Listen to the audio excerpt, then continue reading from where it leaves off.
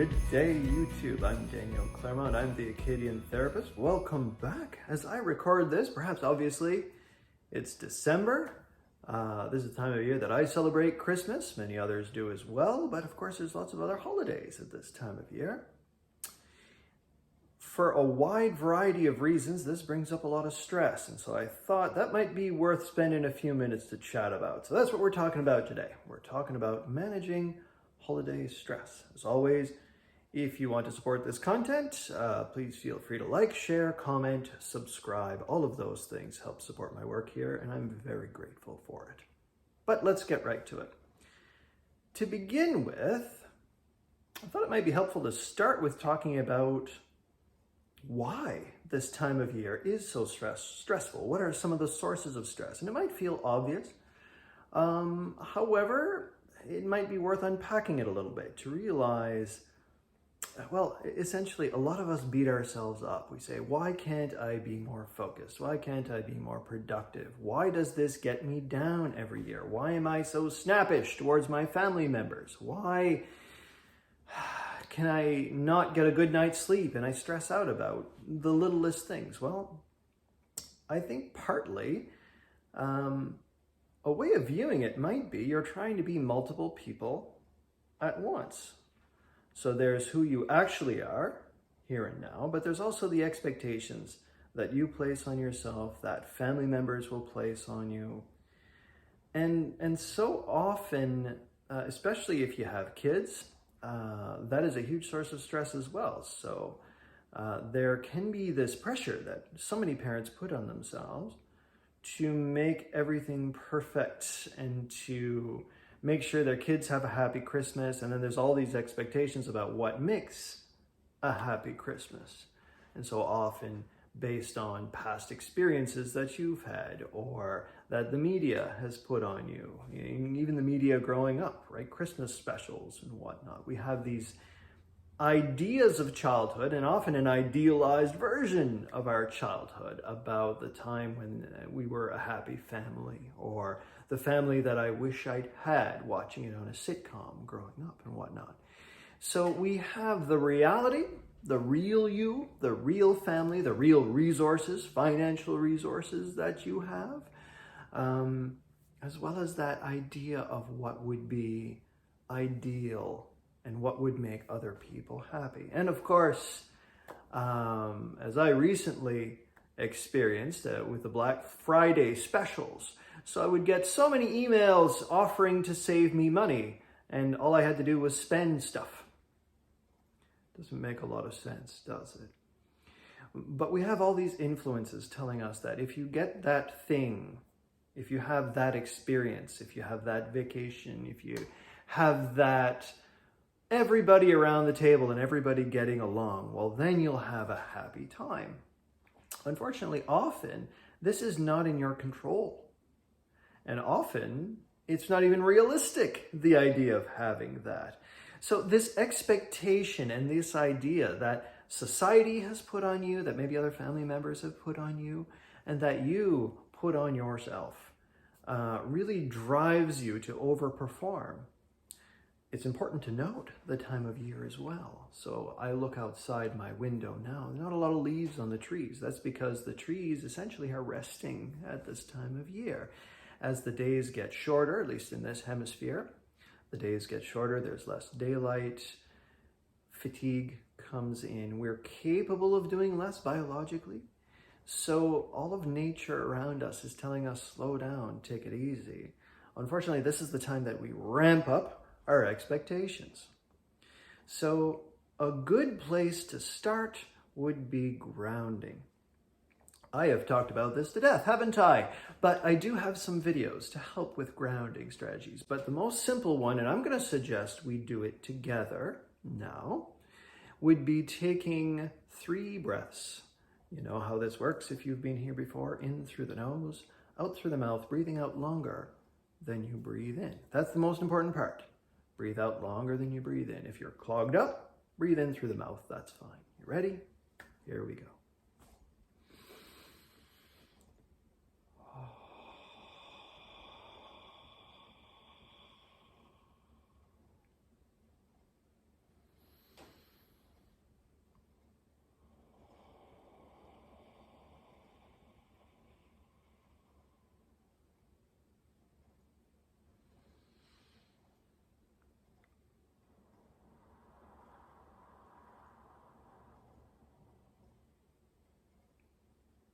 And then go ahead and move your body a little bit. There might be a little bit of extra tension there.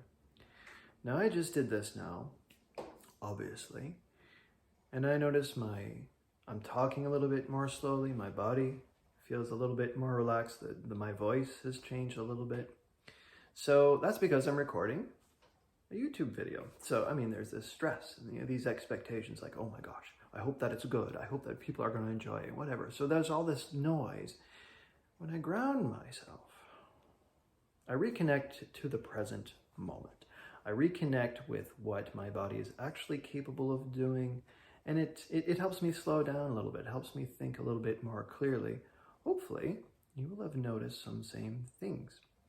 So making a daily practice of this kind of breathing can be very helpful, ideally. But and you can check out the video on tiny habits if you want to develop a new habit, a routine, such as some calming breaths. So I'll let you look that up there. However, even when you start noticing that you're tensing up, if you're tensing up while shopping, if you're tensing up while driving, if you're tensing up when you get a phone call or a text, notice that tension. Take a few breaths. Most situations do allow for taking a few breaths. And this also helps you reconnect with what you're actually capable of doing.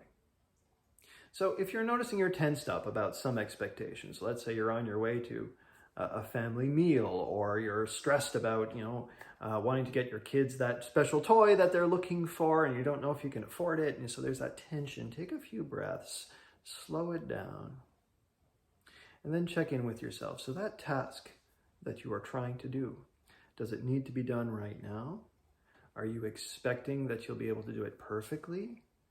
Or is there some compromise? Is there something that you're taking on that's actually not in your control and that we have to sort of make some peace with and find a little bit of that acceptance?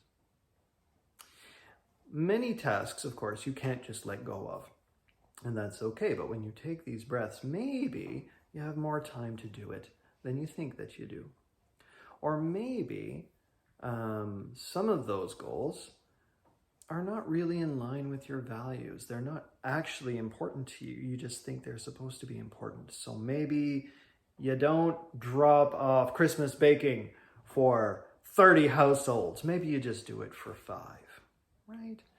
Or maybe you're having cravings to do something that's not terribly healthy for you. So maybe rather than expect yourself to maintain a strict diet, well, allow yourself to indulge some. You can use the harm reduction approaches I talked about earlier to help indulge without overindulging, or to avoid completely relapsing into a behavior that you don't want.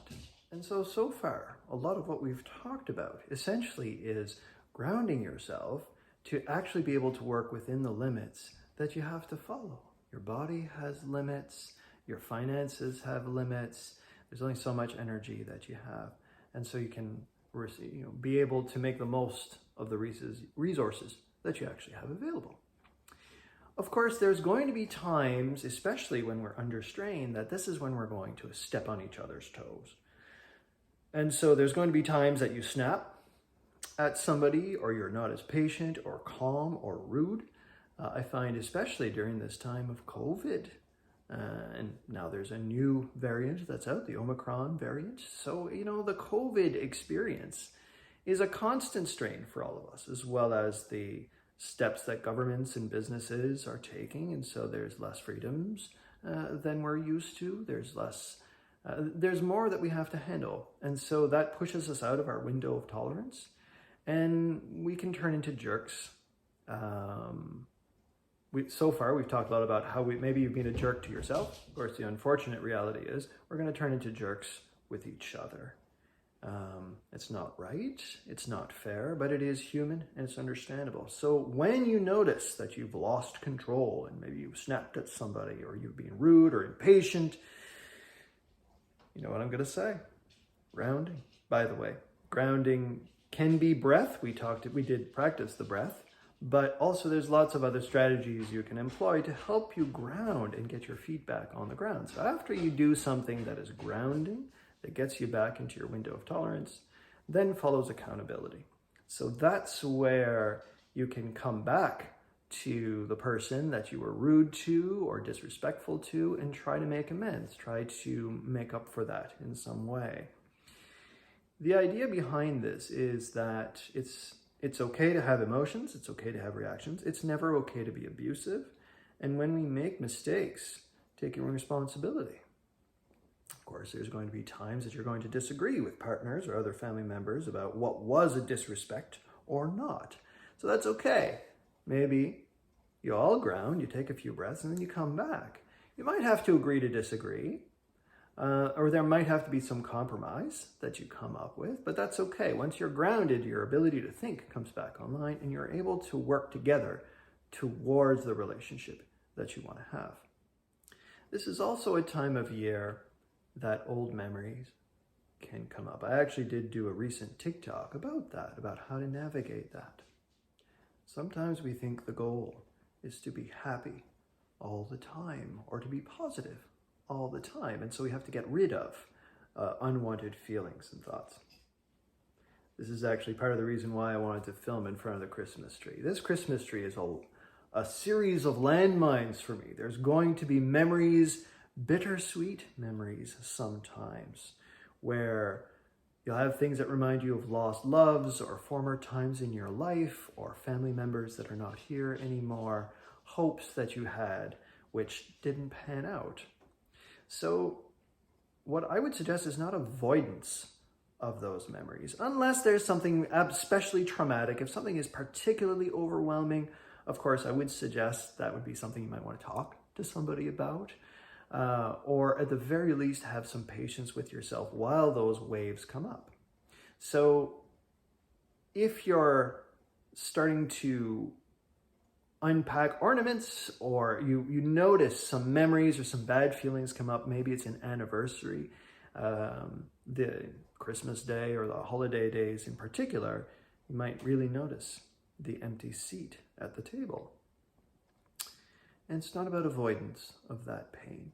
If it's really overwhelming, that's fine. Do some grounding. I've got some videos on that, of course, but mostly it's allowing the emotion to come, wash over you, and that's okay. And you can even tell yourself, that's okay. These are just old memories. This is old stuff that's coming up. It's old pain. That's okay. The wave rises and it falls. The more you turn into that, I'm not suggesting this because I want you to suffer by any stretch of the imagination. But when you face the pain passes and allows for the good memories to return. So the more we can make space for these experiences, not while torturing ourselves, but while keeping within your window of tolerance as best you can, the waves pass, and then you end up with that integrated experience, and you have a more full life, warts and all. And so those are pretty much the only thoughts that I had prepared for this week. So let me know in the comments what you think. If you have some particular strategies that are helpful, I'd love to hear them. We, of course, help build on each other with our strategies. In the meantime, take care of yourselves. We will see you again soon. Bye-bye.